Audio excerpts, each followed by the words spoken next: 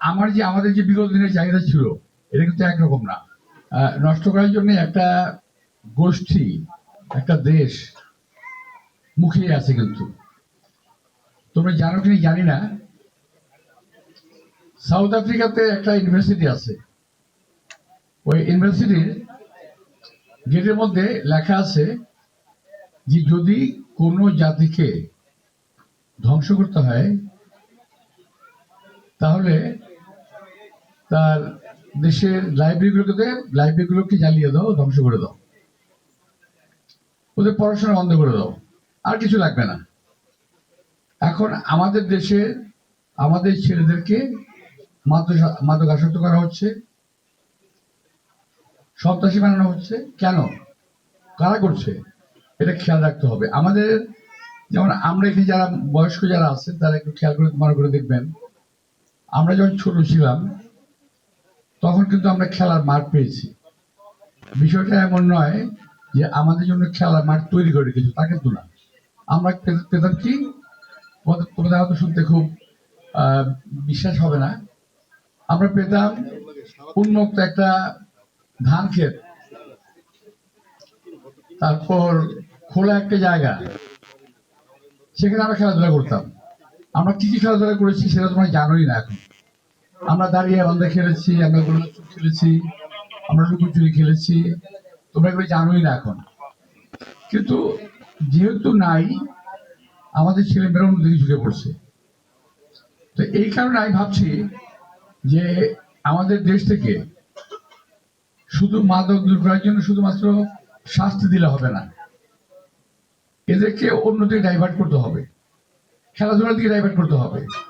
এদের মনন প্রশান্তময় করতে হবে, সুন্দর ভালো করতে হবে। এই জন্য কি করতে হবে, বই পড়ার ব্যবস্থা করতে হবে, বই। এই জন্য আমাদের লাইব্রেরি করতে হবে। এই যে আপনারা বলতে দেখেন না যে বিশ্ব সাহিত্য কেন্দ্র আছে না, এটার সঙ্গে কিন্তু আমি সম্পৃক্ত ছিলাম। সাহিত্য সাহেব এখন আজকাল আমাকে মনে করেন না, যখন স্টার্ট করছিলেন উনি, তখন কিন্তু সম্পৃক্ত আমি ছিলাম। এই যে ভ্রাম্যমাণ লাইব্রেরি, এটা কিন্তু আমাদের সম্মিলিত চিন্তার ফসল। এটা উনি আজকাল বলতে চান না, বলেন না, আমি সরি। তো যাই হোক, তা আমাদের এখন তোমরা শুনলে আশ্চর্য হবে, ঢাকায় আগে রাস্তার মোড়ে মোড়ে, এখন যে চট করে শোনো তোমরা, এরকম দোকানের মধ্যে কিন্তু বইয়ের দোকান ছিল, লাইব্রেরি ছিল, ছোট ছোট। ওখান থেকে আমরা বই কিনতাম, অনেক রকম বই, শরৎচন্দ্রের বই, শ্রীকান্ত কিনতাম, দস্যু বাহারাম কিনতাম, বনহর কিনতাম। তারপর গুনাই বিবির হাতে আসার পরে, এটা একটা রোগ, কিন্তু মাদকের চেয়েও মারাত্মক বড় রোগ একটা, খুবই ডেঞ্জারাস। যারা তোমরা একটা কথা আছে না, ঘুমিয়ে আছে শিশুর পিতা সব শিশুদের অন্তরে, এখানে কিন্তু তোমাদের আগামী দিনে মায়েরও আছো, আগামী দিনের পিতারাও আছে। এখানে মনে রাখতে হবে যে সোশ্যাল মিডিয়া আমাদের সমাজকে ধ্বংস করছে কিন্তু একদিকে মারাত্মক ভাবে, মাদকের মতোই। তো একইভাবে আমাদের এদের হাত থেকে রক্ষা করতে হলে আমাদেরকে খেলাধুলাটাকে আনতে হবে প্রথম, তারপর পড়াশোনার দিকে নজর দিতে হবে দ্বিতীয়ত। তো এই জন্য আমি লাইব্রেরি এবং মাঠ, অন্তত খেলার একটা ব্যবস্থা আমি করতে চাই, যেখানেই হোক। এখন যদি আমাকে প্রশ্ন করা হয়, আপনি খেলার মাঠে বিল্ডিং ভেঙে করবেন, জায়গা কোথায়, খেলার মাঠ করতে জায়গা নাই কিন্তু, তাহলে কি করবো আমরা?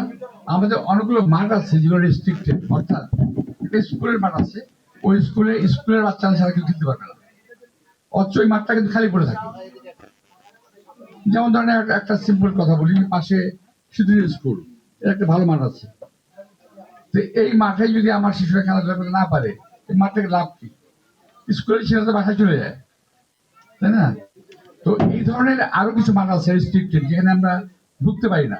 সেখানে আমাদের ছেলে মেয়েদেরকে অ্যাটলিস্ট কয়েক ঘন্টা সময়ের জন্য খেলার জন্য আমরা উন্মুক্ত করার ব্যবস্থা করব। এবং প্রয়োজন হলে যেখানে সম্ভব মানুষের ক্ষতি না করে আমরা নতুন মাঠ করার চেষ্টা আমরা করবো। এটা আমার প্রতিশ্রুতি না, চেষ্টা আমি করবো, চেষ্টা করে দেখবো।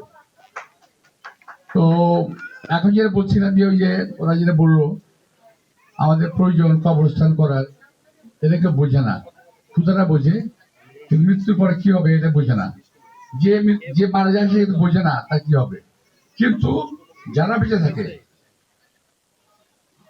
আমি কিন্তু অনেক আমাকে অনেক বেগ পেতে হয়েছে, অনেক দুরামের সম্মুখীন হতে হয়েছে আমাকে। যেমন আমার এই পারিবারিক অবস্থান, শাহজাহানপুর অবস্থানটা, এটা হলো আমাদের পারিবারিক অবস্থান ছিল।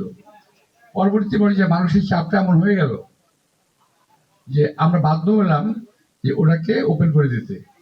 একটা অংশ পারিবারিক রেখে বাকি অংশটা আমার বাপ চাচাদেরকে ওপেন করে দিলেন। কিন্তু যখন একটা সময় আসলো, দেখা গেল প্রতিদিন এভারেজ 3টা থেকে 4টা ডেড বডি আসে। অল্প একটু জায়গা, 3 বিঘা জায়গা, এর মধ্যে জায়গা হয় না। যখন আমি কিছু না করে দিই, এখানে কবর দেওয়া যাবে না, সে লোকটা কষ্ট পায়, এক নাম্বার। দ্বিতীয়ত হলো, যিনি কবর দেবেন, অর্থাৎ ওই লাশে যারা ওয়ারিশ, তারা একটা অস্বস্তিতে পড়ে যায়, কোথায় কবর দেবে। এই জন্য আমরা কবরস্থানটা করেছি, 2টা কবরস্থান করেছিলাম, একটা তো পুলিশ নিয়ে গেছে। তো আমাদের এরকম সংবেদনশীল কিছু সমস্যা আছে যেগুলো মানুষ বুঝে না, এগুলোকে বের করতে হবে, আবার সমাধান করতে হবে। সবশেষে এটা বলবো, তোমাদের আজকের যে চাহিদা আর আমাদের যে বিগত দিনের চাহিদা ছিল, এটা কিন্তু একরকম না।